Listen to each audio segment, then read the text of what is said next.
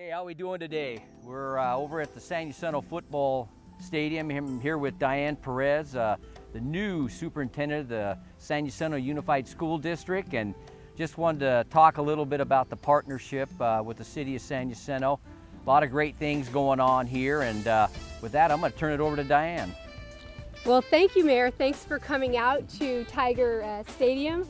We're excited that our community helped us build this incredible field with Measure V dollars. Right. And one thing that we know in the school district is that we need our partnerships to be successful. We are truly looking at the future of our students and the economic vitality of this community. And as we consider that, we know we have great leaders in place, both in our school board, our city council, and other boards. But we also know that to get to economic vitality, we do need to raise the instructional level of our students and our adults. And we are excited to be partnering with the city to ensure that we are addressing those needs on a systematic basis. Oh. So tell me about some of the fun things that you've been doing here. I mean, there's been a lot going on. A lot going on in the last few months. So. Well, you talk about fun. I worked for Dr. Sherry Fox, she led our school district for the last 8 years, and her focus was that this would be a school district, or people would move to our community because of the great schools. So as I continued that tradition, I've added to that we would become the Disneyland of schools. So you want to talk about fun. I believe in working hard and playing hard.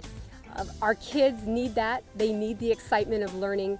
And so if we're building a Disneyland of schools, that means that everybody that steps on this campus, from you to our teachers, our hardworking classified employees, and our students, parents, should be having fun and should be engaged and should feel safe.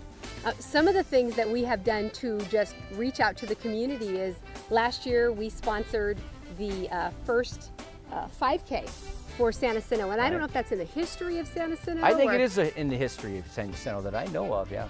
So a lot of props go to Dr. Connie Polimas, our Director of Student Community and Personnel Support. It was called the first Run United 5K for San Jacinto, and we had close to 300 participants. That was a great event. A great event, brought community out. We also do, one of the things that we are working on together, and we're going to be rolling out next week, is the new Student of the Month program. Right. A 21-year history in Riverside County, and we will have, elected officials there, community members. I think to date we've raised $13,000 or $14,000 between Hemet and San Jacinto, and sponsored by our San Jacinto City Chamber. We are focusing on kids monthly at the high school, seniors that have made a tremendous impact in the community and or who have overcome great odds to be successful. So pretty excited about those two things. Yeah, I'm looking forward to that, and being next Thursday's our first one. Tell us about your successful soccer team. Oh, well, that is awesome, and I hope I get this all right because Mr. Reeves, our principal, just walked away, but I'm a soccer mom, so my kids have played soccer. My kids range from 5 to 26, don't ask, but we were thrilled. Our soccer team, our boys soccer team, went on, they took second in CIF, but they went on to win Division II Southern California champs, putting them on the map and obviously creating opportunities for our kids that they may never have dreamed of. And speaking of opportunity, this is the place of opportunity. Some of the most incredible athletes have graced this field, and thanks to our standing coaching staff, Coach Powell, Coach Schneider, our athletic director, many of them are receiving college scholarships that they would not otherwise receive. So connections to school, Mayor, are so important to us. We want to make sure we're continuing to look for opportunities for our kids to have fun and engage while continuing to learn. Right. And you have your annual homecoming game coming up on the 20th? We do. Unfortunately, it is the same night as the State of the City, so if I am not there, I'm going to try to be there, run over here. We also have the powwow going on at the same time, and so we'll find a way to get to all of them because the community is so critical. NES will be lit that night. We've already confirmed that, so people that'll be at the Ag Fest in the State of the City after I give my 7-hour presentation will have a chance to see the S lit. So tell us about some of the new innovations going on? Something new. I know you got some exciting stuff you want to close with Absolutely. here. Well, I am excited to share with you that for the first time since the Academic Performance Index has come out, which is the state index for how schools are achieving, 800 being the measure that they consider successful, we are now the highest performing district in the valley. We also grew the most in the county. We had the most growth. And we had SJE, San Jacinto Elementary, our first elementary school, grow 48 points to be given the honor and the title of highest growth district school site in Riverside and San Bernardino County. So we are very excited about that. The other thing that was significant about our growth is our students with disabilities. So our special education students grew the most in the community. I mentioned to you that the measure is 800. We have schools that have met that. San Jacinto Leadership Academy, which is a public school run as like a magnet school, is one of the top 5 performing middle schools in Riverside County for a second year running. We have Estudillo Elementary, who topped 800 and entered what we call the 800 Club for achievement.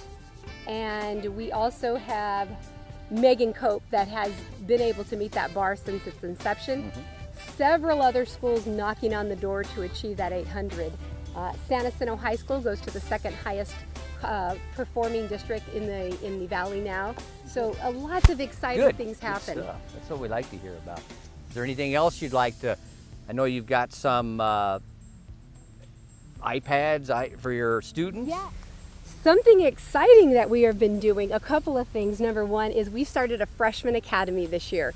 We really felt there was a need to just bring our freshmen together and help them transition into high school, because statistically that's where you lose students. Right. And so the Freshman Academy not only has single gender math classes, which are amazing, something we started at San Jacinto Leadership Academy, but every student is issued this Samsung Galaxy tablet. Would you like to hold it? It's not like the chalkboards that I used when I was going to school, but that is their school book. How Every cool is school that? book is on there. They use it during class for notes. They can take it home. They are issued the Samsung. This is the way where we're going, Mark. Right. So you ready to come get in a classroom and Yeah, learn a few I things? probably need to get back and get educated anyway. So, but what else you got there? Well, also, as you know, as a nation, we have transitioned to the Common Core state standards. And what is so exciting about the state standards, the Common Core state standards, is it's not just engaging the minds of kids, it engages the hearts of kids. And we started 2 years ahead of time. We started with kindergartens and first grade students on iPads, thanks to a generous donation from Saboba. And those kids that had the iPads outperformed the other kindergarten and first grades, because our kids are more technologically savvy than we are. So that is exciting. Another really fun thing we do, because I believe in fun, I think that's, employees stay when they're having fun. Good employees do.